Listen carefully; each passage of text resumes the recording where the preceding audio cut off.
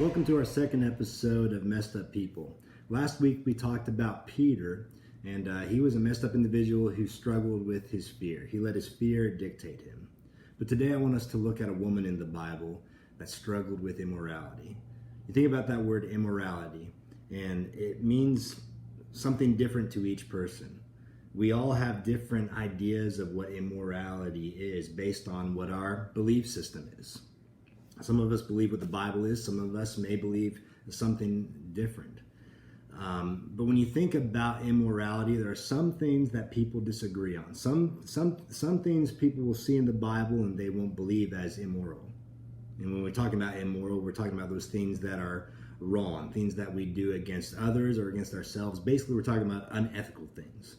There's some things in the Bible that some people may not agree with. But there are other things that pretty much, when you look at the entirety of humanity, most people, most average Joe, it doesn't matter if you believe in the Bible or not, you're going to agree with. One of those is prostitution, right? We think that, for the most part, humanity sees prostitution as an unethical practice. It's wrong. It's immoral. When we look at prostitution, we can give so many examples and reasons why it's wrong. But let's talk about why people do it. Why do people even engage in that or start down a path of prostitution? Well, really, if you boil it down, the reason is because they feel like there's no other way out for them. They're at the end of their rope. They've done all they can do in life to survive, and they feel like this is it. Or in other circumstances, people are forced into it. Again, it's a survival mode. There are very few scenarios where people just do it because they want to. To get into prostitution, you have to be at the end of your rope. So let's throw that out there. Number one, when we think about immorality, sometimes people do it because they want to. But oftentimes they're in a situation where they feel like they've been forced into it. But when you think about this life of prostitution, we realize that it's immoral, it's unethical. Even society around us, TV shows label prostitutes to be gross and the bottom of the food chain type people. They're made fun of, we laugh at them. You don't want to be known as a prostitute. But when you look at the Bible, there's a woman that was actually favored by God, not because she was a prostitute, but because of what she did later on in life. And her name was Rahab. Rahab was an individual in the Old Testament. And Joshua was invading the land with Israel because God has given the land of Canaan over to the Israelites. And before he enters the city of Jericho, he sends in a couple spies. And these spies find refuge in her house, Rahab's house, the prostitute's house. And she protects them and she hides them from the authorities and then eventually lets them out and really rescues them from that situation.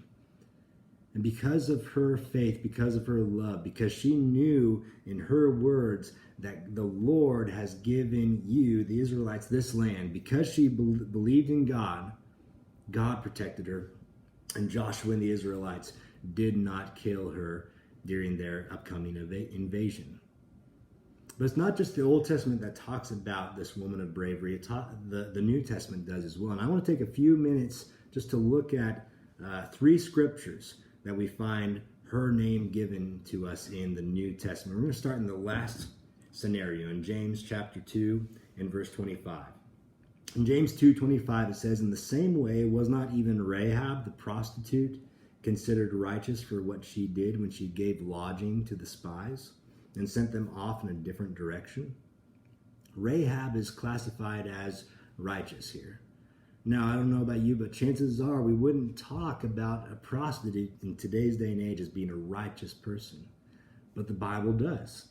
She was righteous, not because of what she did, not because of her prostitution, but because she helped these slaves. She helped the people of God. Let's look at a second passage. Hebrews chapter 11 and verse 31. "By faith, the prostitute Rahab, because she welcomed the spies, was not killed with those who were disobedient." Now, in order to understand the power and the value of this verse, we need to look at the entire chapter. See, Hebrews chapter 11 is sometimes referred to as God's hall of faith. It's people who were considered faithful throughout the Bible, throughout the Old Testament. And there are names like Moses, Noah, Abraham, David, and the list goes on. And all these names that a lot of them we know of, and we realize, of course, God would view these people as faithful. But amongst all these names, here lies Rahab, a prostitute. God viewed her as faithful.